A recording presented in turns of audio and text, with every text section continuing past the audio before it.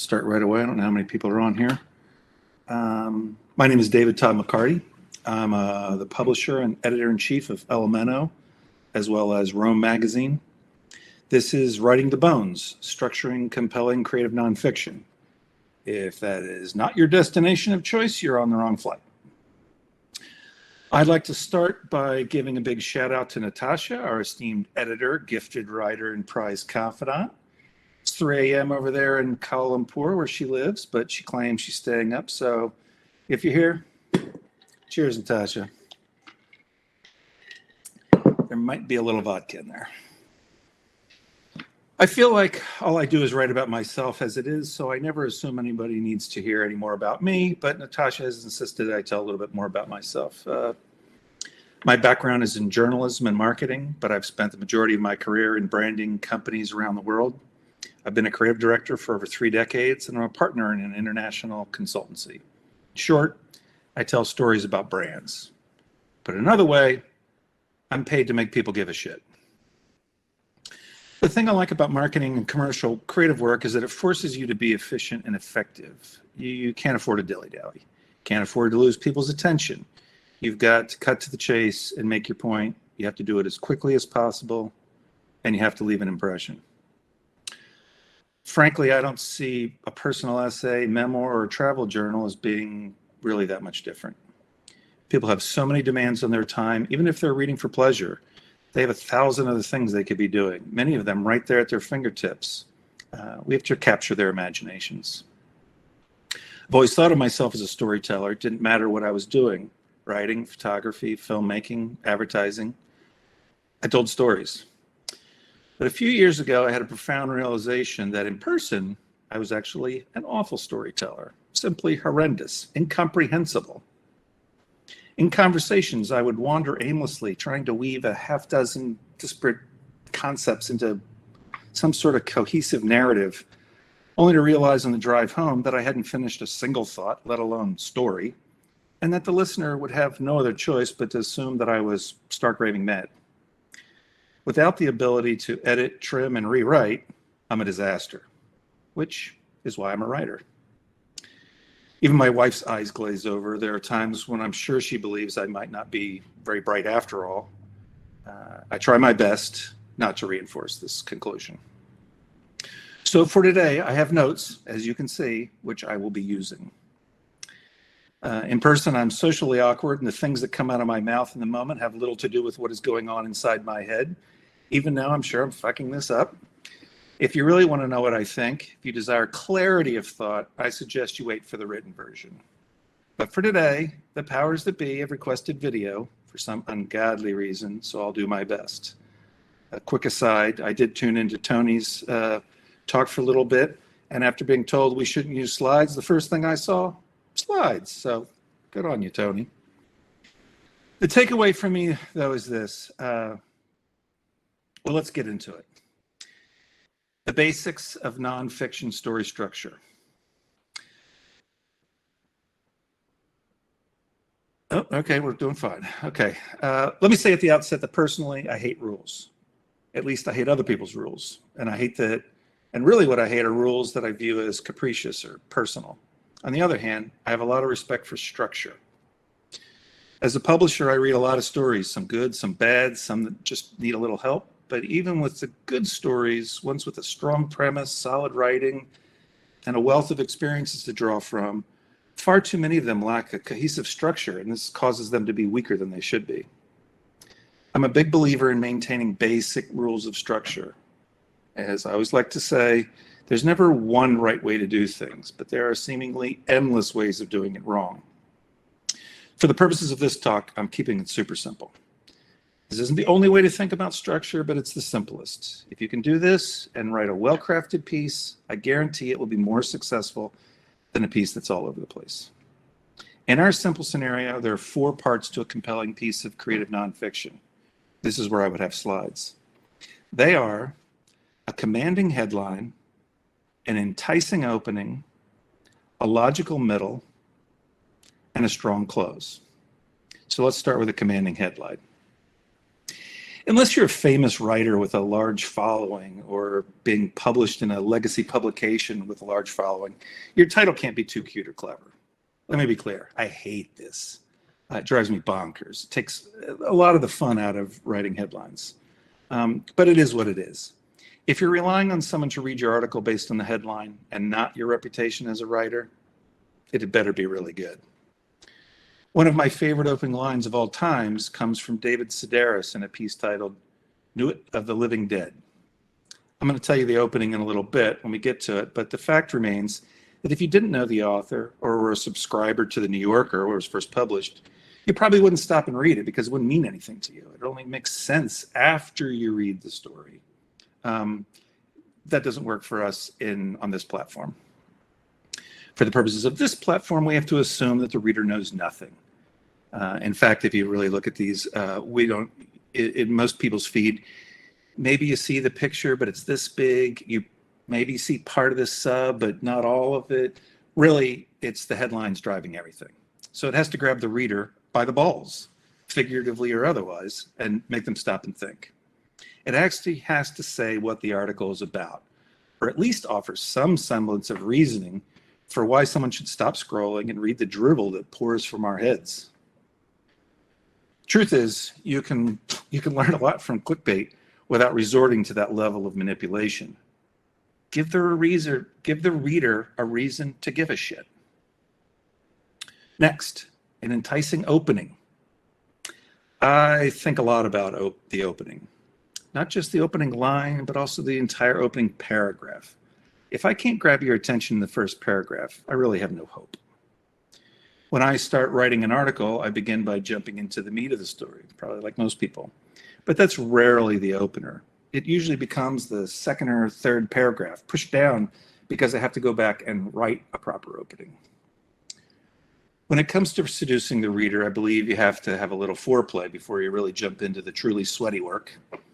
Don't begin by breaking the fourth wall and start talking to the damn reader. You're going to freak them out. It's like you turned to the camera and started talking. Don't start apologizing either, explaining why you're doing what you're doing. Stay out of it. This is between the story and the reader. You're not involved. On the other hand, draw us in, entice us, tease us, flirt, frame the story and get the reader curious.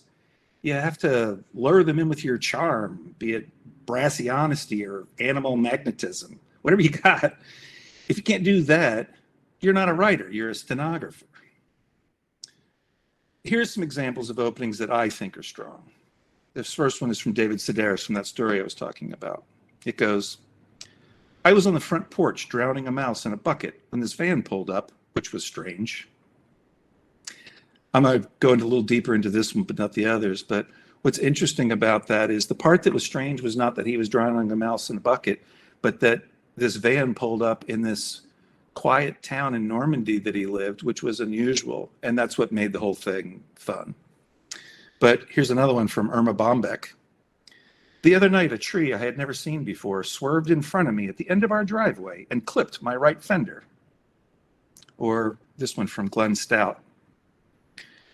"I am sitting in a bar in Burlington, Vermont, drinking Guinness with a man whose work I have read, but who I have never met before, hoping he'll say things I agree with about a subject I love, which may provide a way to write a foreword to a book a lot of people care deeply about." I love that. I love a complex opener. I don't care what everybody says. And finally, from W. Kamau Bell, "I'm afraid of the cops, absolutely petrified of the cops. Now understand, I've never been arrested or held for questioning. I've never been told that I fit the description, but that doesn't change a thing. I'm afraid of cops the way spiders are afraid of books." Books. That's funny. "The way spiders are afraid of boots. You're walking along, minding your own business, and squish, you're dead." Now, to me, these are all compelling, engaging, and likely to stop me in my tracks. That's what our goal should be. Make the reader stop and think. Give them a reason to give a shit. Next, a logical middle.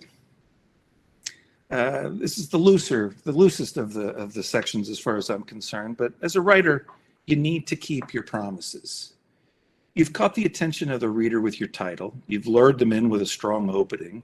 Now it's time to fulfill your promise and tell them that story, not some other story, the story you promised them, the one that got them all hot and bothered. The problem with clickbait headlines aren't just that they're manipulative, it's that they usually bear no resemblance to the content of the actual article. That's what pisses us off. They're a tease with no payoff, a massage with no happy ending. Don't do that. It might work once, but never a second time. Once you've lost their trust, it's game over. Tell the story you promised to tell. Do it deliberately, logically, one step at a time.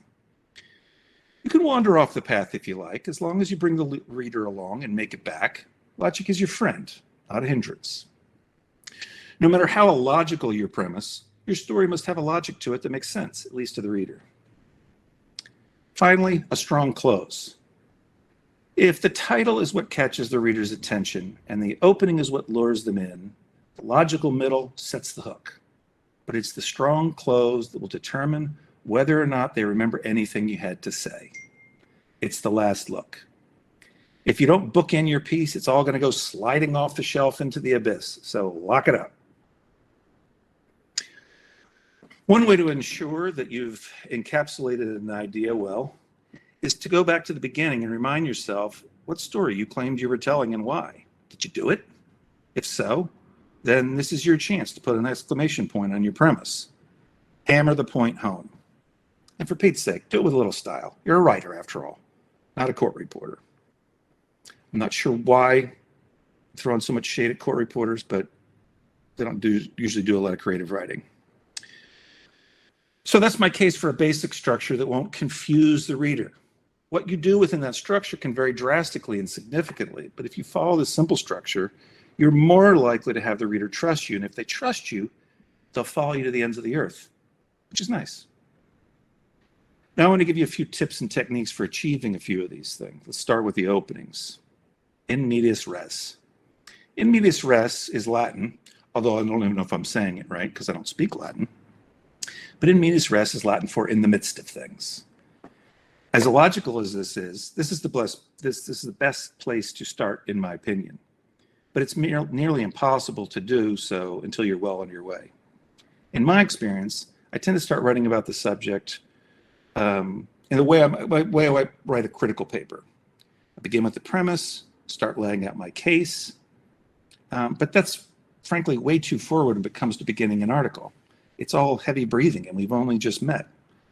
So invariably, after I've written my first draft, I go back and write a new opening to go before the real meat of the piece. Something lighter and intriguing, a bit of humor or drama, an anecdote of some sort, something to connect me to the reader and the reader to the subject.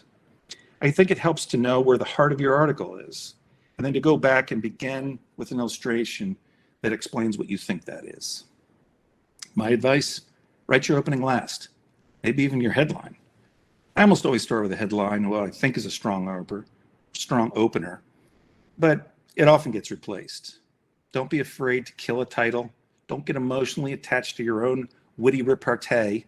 Kill it and move on. I struggle with this. Next up are logical middles, or what I call the importance of theme. Personally, I'm a big fan of using anecdotes, music lyrics, movie quotes, pop culture references, all these things to illustrate my points. I think it makes it more interesting. I think it makes it accessible. It's interesting when a piece ties multiple concepts together to make a point, as long as you have one. I rather enjoy the occasional roundabout. I revel in the long way around, the scenic route. That said, the biggest mistake I see writers make is having too many ideas in a single piece. It's not always that they're dealing with too many ideas, but that they're dealing with too many big ideas in too small a space. You can't write about the history of the world in 1,500 words. You're writing a magazine article, not a manifesto. Break it down. Decide what this piece is about. You don't have to explain all your truths, just this one. When you go off into too many different tangents, the reader becomes confused, and more often not, they'll find something else to do, probably Wordle. In closing, don't talk to the reader. When my middle daughter was young, she had a book report or something assigned to her in school. Writing and spelling were never her strong suits. She was dyslexic. And the required word count hung over her like a guillotine. She found as many extraneous things as possible to fill up the page, literally ending her piece with the phrase, and so on and so forth. Now, every time I see a weak close where the writer starts talking to the reader, thanking them for their time, I think of my daughter's fourth grade closer, and so on and so forth. This is essentially giving up 10 feet from the finish line. Fuck it, you seem to be saying. I have run out of gas. I don't know how to finish this damn thing. Worst case scenario, you should revert back to what you were taught in high school composition. Tell the reader what you're going to tell them, give them several examples that support your claim, then finish by telling the reader what you told them. You could do worse. I hope that was helpful. If not, stay tuned for the written version. It's sure to be better. As I said, I'm a writer, not a public speaker. They've told me to keep this short so I can take questions. And if there are any, I see there's a bunch of activity, but I haven't been looking at it. And I'm told that you can click on something and ask a question. There's a Q&A button, and then you can say, ask a question. So if there are questions, I will answer them. Is that the best way to do it? Do I have to click something? No. Did that work? Oh, the Q&A is not working, somebody said. Okay, we use the chat. Well, very helpful. Now I have to scribble up. Thank you, Elizabeth.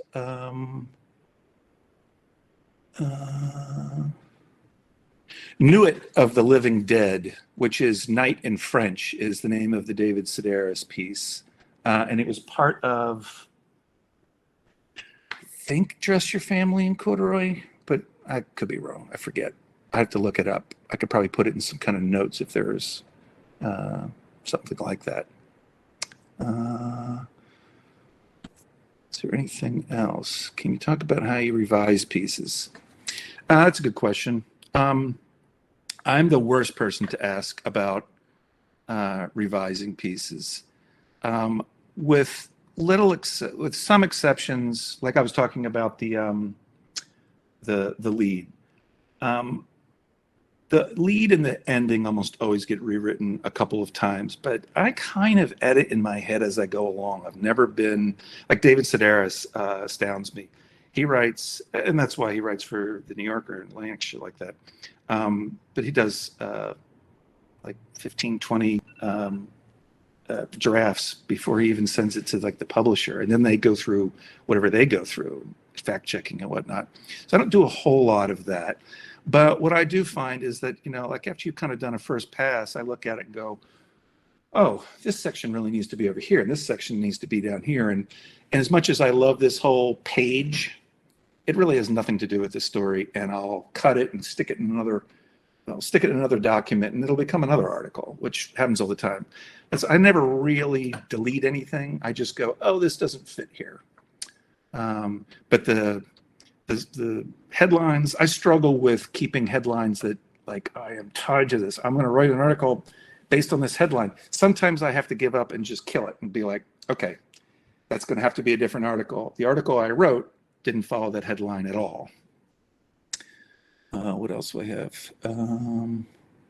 Bunch of questions in the Q&A. I thought it said it didn't work. Oh, holy shit. Seems to be working. Is there, what are your tips on creating a powerful introduction? I kind of think I went through that. But to me, it's starting in the middle. It's coming up with something that is coming from left field. Start telling a story that relates to the story but is not the story. Start in the middle of something. Do something surprising. I like sentences that go like, what? I want to surprise people. I want to confound people. I want to shock people. I want to get them going and be like, what is going on? And then get into the story. Is there an ideal length for a headline? Yeah, the shorter the better. If you can come up with a really compelling headline that's one word, you win.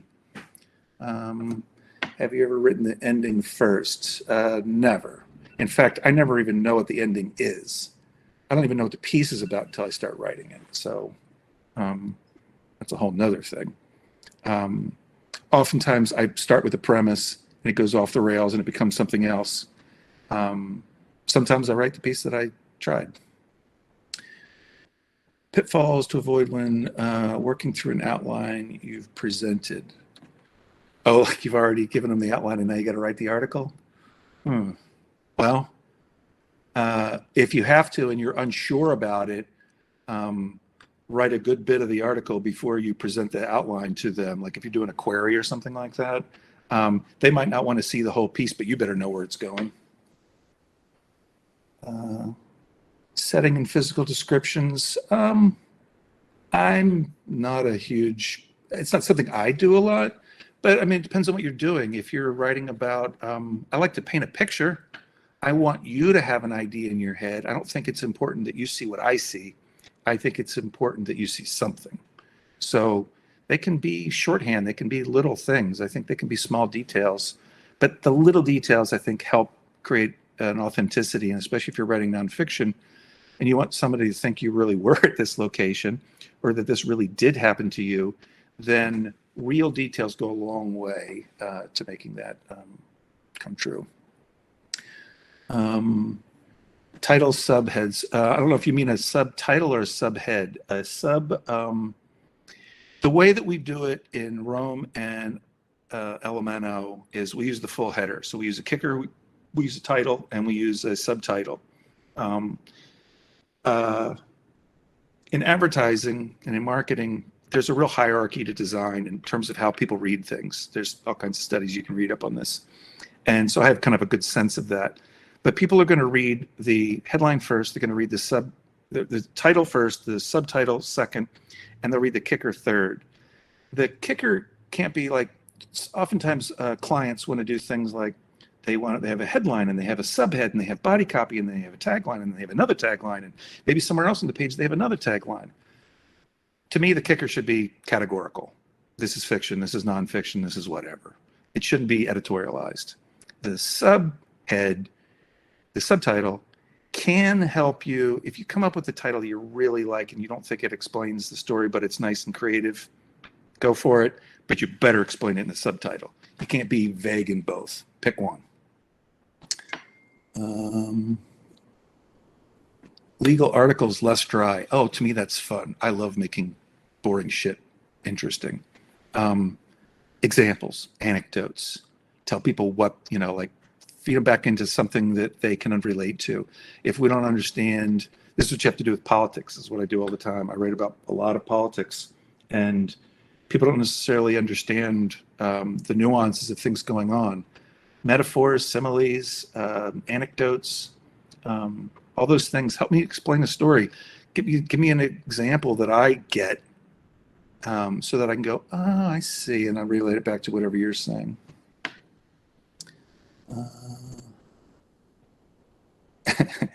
Yeah, I kind of wrote part of a piece, but I'll take the whole thing and turn it into an article for sure. What else did I miss?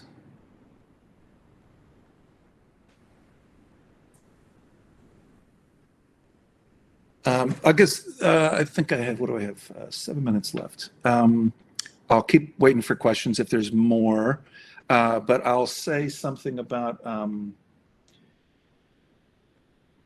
I kind of tried to write this, I'm trying to do a little balancing act about really writing any kind of creative nonfiction, but also we're a medium. And so some of these things are kind of medium specific, especially things like the headlines and some of these other things we're talking about. But let me say a moment about aesthetics. We really go to a lot of trouble at Elemento and Rome to make sure that like the photography is really important. Like when you look at an individual story, maybe you don't think the photography is as important, but when you're looking at the front page of our magazine, such as it is, where all the imagery is there, and laid out very image heavy, then the images are really important. So things that are like, and they're all landscape. So if you come up with a portrait image, it's going to cut it off weird where you can't see it. If you, if there's something, a bunch of text, it's going to cut off weird so that you can't see it. It's like, the biggest problem I usually have is with people that have a personal image from a personal story and they're not photographers. And it's just like, that's great. Actually, I like the authenticity. Put it in the body. Find a good stock image that's going to be large enough, because we're going to blow them up big. We do all of our images big. And that's going to capture my attention. Don't assume I give a shit about your personal photo yet. Let me read the story, then I'll care. Right now, just grab my attention. Show me a good photograph. The other thing is about formatting. This is the thing we struggle with. And it's like, and I know there's multiple publications, and everybody's got their own rules, and it's hard to keep track of. It's difficult for me. I know, like Fanfare, they don't want you to put a kicker at all because they use those for their own categories. And everybody's got their own little idiosyncrasies, and that's fine. But we try to keep ours as simple as possible. If you read most magazine articles, there's a photo, there's a headline, there's a subhead, maybe there's a call out or two, but basically they write the article. You know, subheads to break up content are great. If you're not going to use subheads, you should use the 3 little bullets. You can't just, I think there's a real balance between being like paragraphs that are too long in this format and paragraphs that are barely paragraphs. Like I wrote in one piece that it's like, it's either like some kind of crazy manifesto or it's somebody writing an iambic pentameter, and it's just like line, like it should look like song lyrics and it shouldn't look like stereo instructions. Give the reader a break. And it can't be like bold and large and this and that and a bullet point and a thingamajig. It's all got to be, you know, keep it clean. I think that's close to my time. Did I do anything else? All right, well, thank you everybody for being here. I don't know what I'm supposed to do. Do I have to leave? Oh, probably I didn't come back over to the chat thing. Just your family in corduroy and denim was Sedaris. Thank you. I thought that was right. How much time do I give an article before killing it because it's not working? It's never not working. It's always just like I leave. Actually, I probably got dozens of articles in my folder that I've finished. Like I'll write 500, 800 words and then just go like, I lose interest. I don't think it's because it's not working. It's just kind of like I don't want to work that hard. I'm lazy. I'm a lazy ass writer. So I don't kill anything. I keep everything. I'm a hoarder from a writing standpoint. So, because it's always going to turn into something later. I'll get bored. I'll come back. I'll be like, I can't think of anything. So I go back and look through my old shit. And sure enough, I'll be like, I'll write this piece. I've published 3 or 4 pieces in a day because I went and picked up 3 or 4 pieces that I just wasn't in the right headspace at the time, but I had already done a lot of the legwork and I just knock them out. What topics are boring, done to hell, back? I think it's all in the execution. Question was, are topics, I don't think they're bad topics. There are topics that aren't going to appeal to me, but I'm not everybody. I think that's stupid. So as long as I think it's well crafted, it'll be like, all right, well, it's not probably something that I would pick up on, but there are other people that would. And it's 3:29. Let's see if there's anything else.